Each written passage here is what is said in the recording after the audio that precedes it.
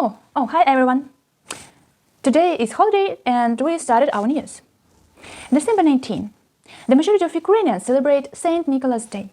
But this year, at 6 a.m., Ukrainian children woke up not from gifts under the pillows, according to our tradition, but from the largest, during entire war, the massive attack by Iranian kamikaze drones, actually as Russians like to do. There was more than 20 enemy drones were recorded just in the airspace of Kyiv and Kyiv region. 15 of them was shot down by our defenders. In total, there were 34 Iranian kamikaze drones Shahed over Ukraine, and 30 was shot down and destroyed by our air defense system. And it confirms that Russia have got a new batch of 250 drones from Iran. And now Russia uses new, smaller drones. Unfortunately, there was damage of power system facilities. As the most difficult situation remains in Kyiv and Kyiv region. You can just see the consequences of this night attack by Russian terrorists in Kyiv and Kyiv region. On Monday, the previously announced Putin's visit to Belarus took place.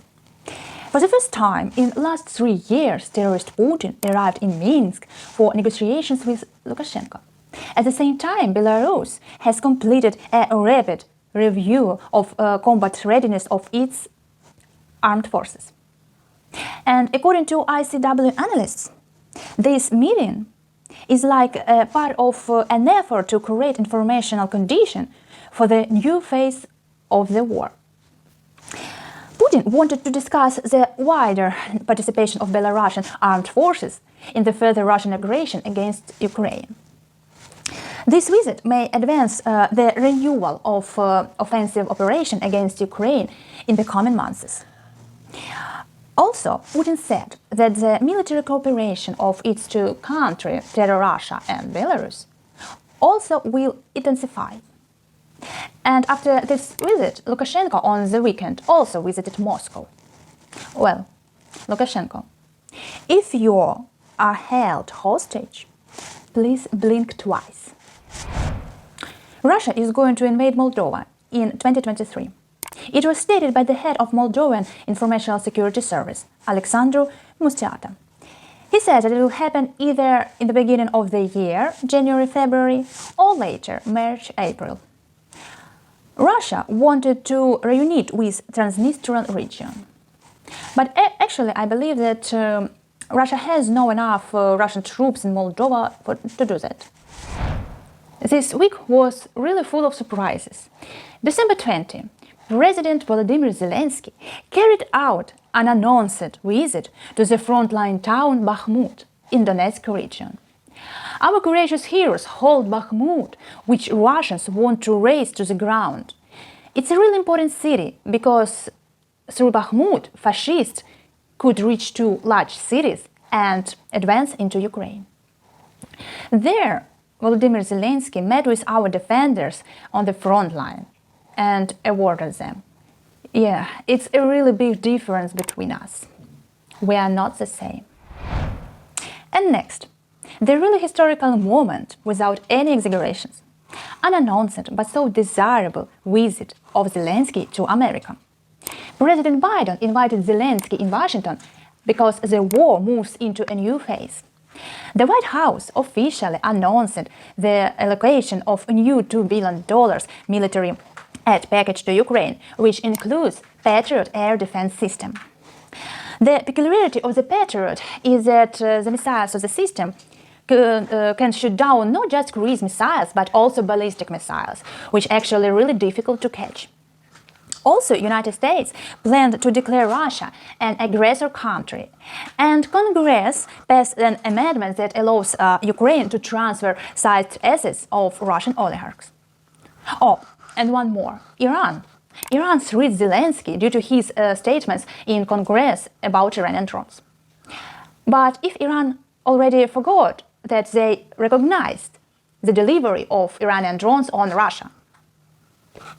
You know, if you have bad memories or some problems with it, you should try vitamins, because internet remembers everything.